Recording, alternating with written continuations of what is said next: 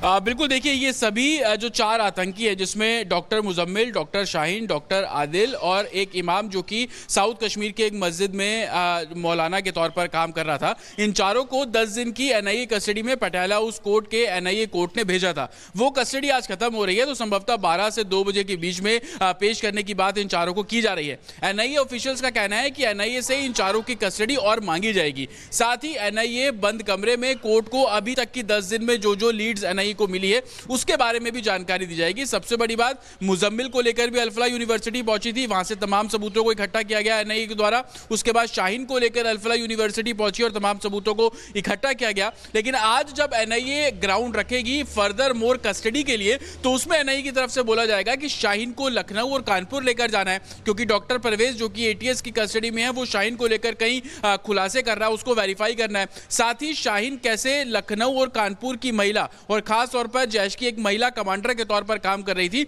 उस रोल को भी एस्टैब्लिश करना है। इसलिए कानपुर और लखनऊ शाहीन को ले जाया जाएगा और वो तभी होगा जब कोर्ट कस्टडी और ज्यादा दिन की देगा, तो ये ग्राउंड रखा जाएगा।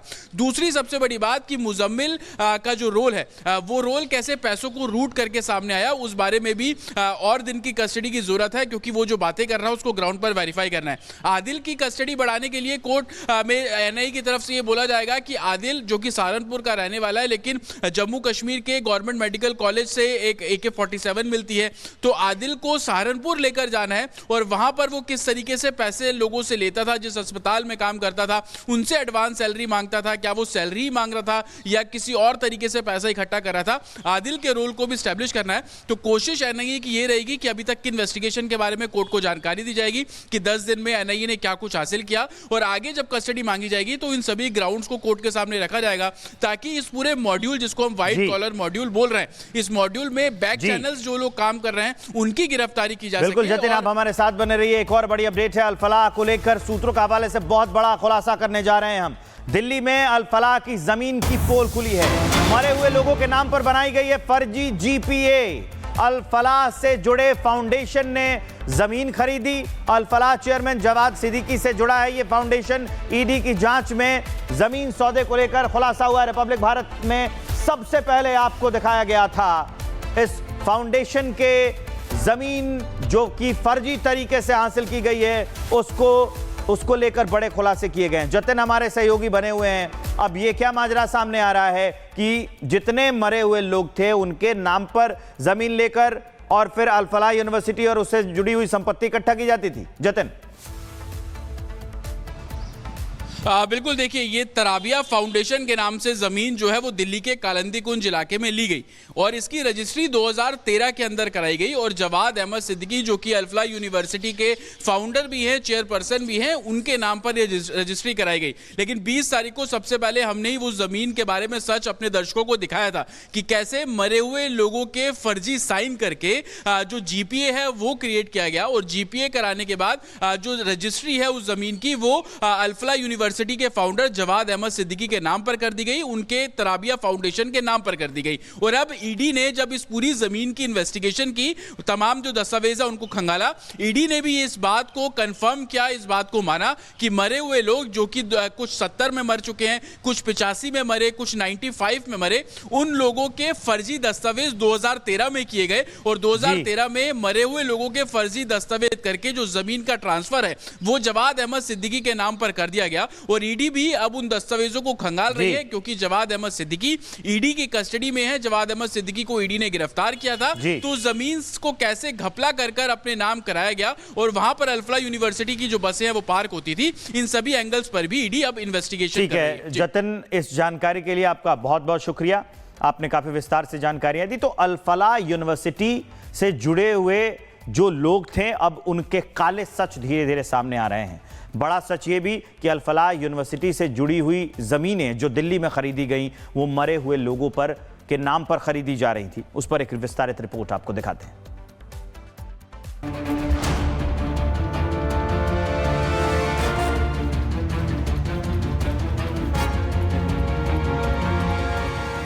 दिल्ली के मदनपुर खादर इलाके में स्थित खसरा नंबर 792, ये वो जमीन है जिसकी कीमत आज करोड़ों में है।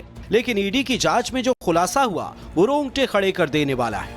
ईडी के हाथ जो दस्तावेज लगे हैं उसके मुताबिक इस जमीन को फर्जी बैनामा, फर्जी मौत के सर्टिफिकेट और फर्जी वासियों के नाम से एक के बाद एक कई बार बेचा दिखाया गया।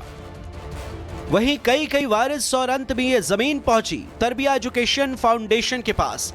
ये तरबिया एजुकेशन फाउंडेशन किसी और का नहीं, अल फलाह यूनिवर्सिटी के चेयरमैन जवाद अहमद सिद्दीकी का अपना फाउंडेशन है।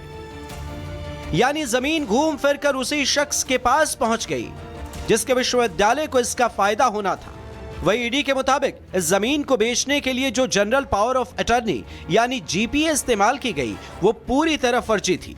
जांच में सामने आया कि जीपीए में जिन लोगों के दस्तखत या अंगूठे दिखाए गए हैं उनमें से कई लोग 1972 से 1998 के बीच ही मर चुके थे। इसके बावजूद जीपीए पर तारीख 7 जनवरी 2004 लिखी गई है और दिखाया गया है कि मृतक व्यक्तियों ने यह दस्तावेज खुद तैयार किया।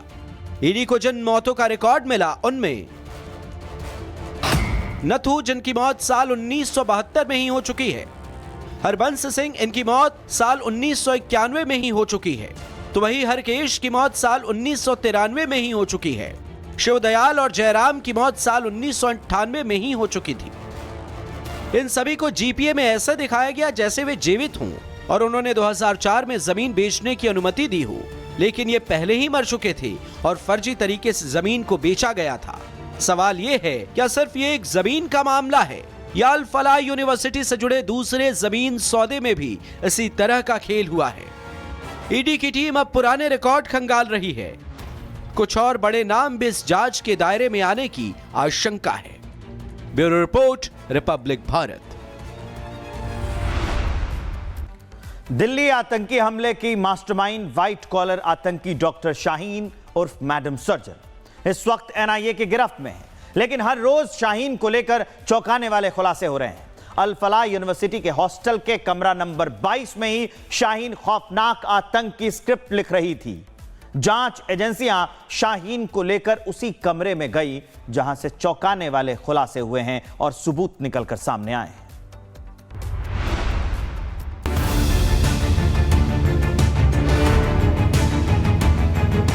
व्हाइट कॉलर आतंकियों की ब्रिगेड की आका और जैश की हैंडलर आतंकी शाहीन एनआईए के शिकंजे में है। जेल में बंद शाहीन से एजेंसियां लगातार पूछताछ कर रही हैं और शाहीन इस पूछताछ में जो खुलासे कर रही है वो चौंकाने वाले।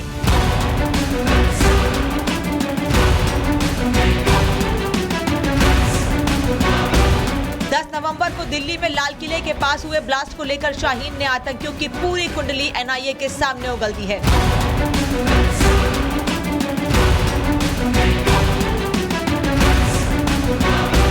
एजेंसियों को शक है कि आतंकी शाहीन ने अल फलाह यूनिवर्सिटी के स्टाफ और मेडिकल कॉलेज में आने वाले मरीजों का ब्रेन वॉश करने की कोशिश की थी। मतलब साफ है, आतंकी शाहीन शाहिद जैश के बड़े प्रोजेक्ट पर काम कर रही थी, जिसका मकसद मेडिकल कॉलेज में आने वाली मुस्लिम लड़कियों और युवकों का ब्रेन वॉश कर आतंकी गतिविधियों में धकेलना था।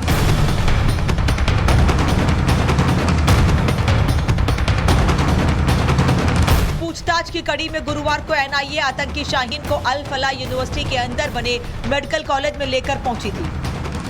अल फलाह यूनिवर्सिटी के मेडिकल कॉलेज के हॉस्टल के कमरा नंबर 22 में शाहीन को ले जाया गया।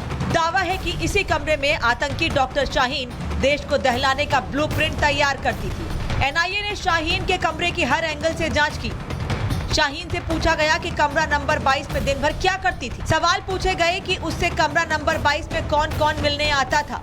कमरा नंबर 22 में पूछताछ करने के बाद एनआईए की टीम आतंकी शाहीन को उसके केबिन, मेडिकल वार्ड और क्लासरूम में लेकर गई, जहां पे मौजूद लोगों से उसकी पहचान कराई गई।